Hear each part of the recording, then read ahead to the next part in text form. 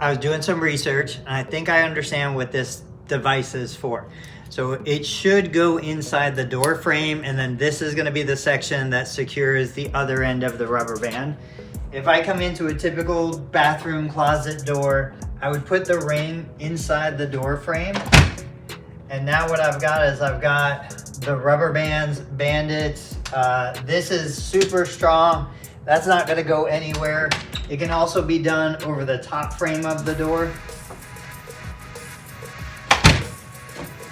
So now I've got that as a connection. And what we can do, if we're gonna use the handle and the clip, there's a couple ways we can do this. What I'm gonna do is I'm gonna go ahead and clip one clip on the end of the band.